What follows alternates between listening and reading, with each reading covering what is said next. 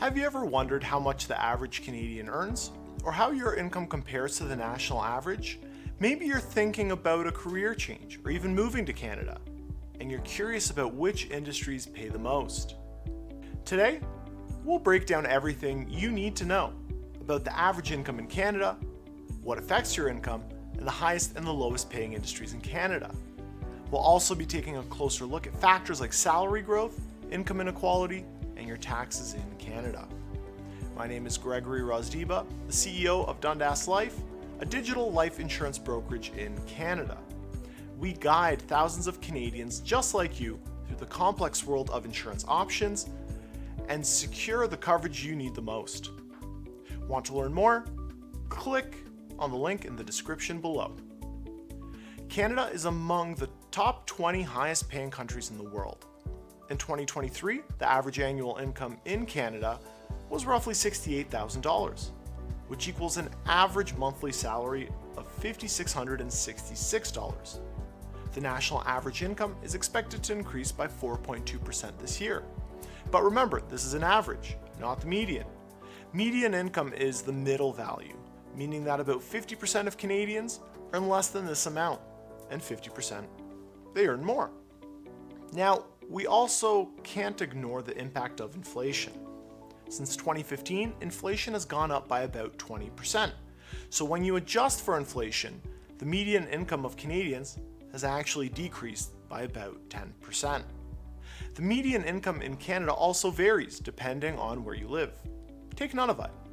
It has an average annual salary of $87,355, making it the highest paying province or territory.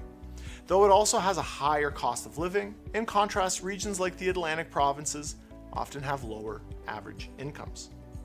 Income distribution and inequality are real issues in Canada. About 10% of Canadians earn an annual salary of $100,000 or more. Salaries often start with a lower level of about $17,300 annually for younger individuals, but they increase with age and experience. But we can't ignore the challenges related to income disparity, such as gender income gaps and pay differences between Indigenous and non-Indigenous workers. These gaps highlight the need for efforts to promote equality and fair compensation in the workforce. Let's talk about the fastest growing industries in Canada. Recently, the sector that reported the highest pay increases was the arts, entertainment, and recreation, with a year-on-year growth of 26.3%. Other industries that are growing quickly include finance and insurance, and healthcare. Even the retail industry, which facing challenges during the COVID-19 pandemic, is making a strong comeback. However, not all sectors are experiencing growth.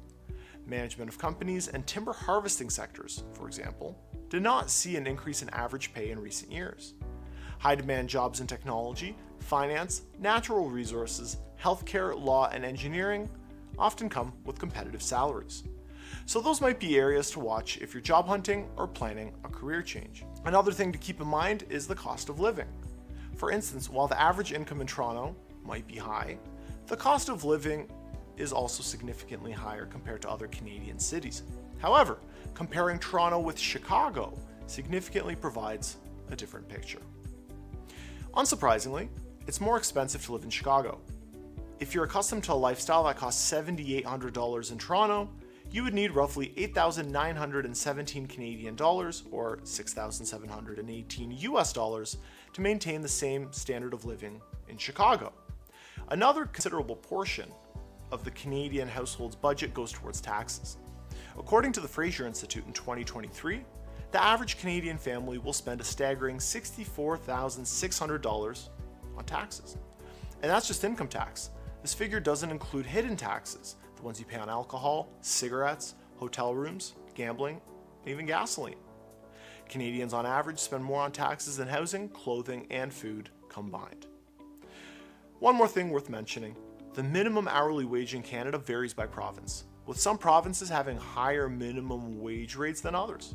These wages are set to ensure that workers receive fair compensation for their labor and to establish a baseline for income across different industries. The current minimum wage is between $13 and $17, depending on the province. Canada offers competitive salaries and exciting job opportunities, It's important to understand income statistics, including the impact of inflation and cost of living, to make informed career decisions. In-demand sectors like technology, finance, natural resources, healthcare, law, and engineering are worth considering, but remember, it's also essential to consider things like work-life balance, job satisfaction, and career growth opportunities. If you have any questions, or if you want to learn more, contact a Dundas Life advisor today. Thanks for tuning in. We hope this video was insightful. Don't forget to like, share, and subscribe for more videos like this one. See you next time.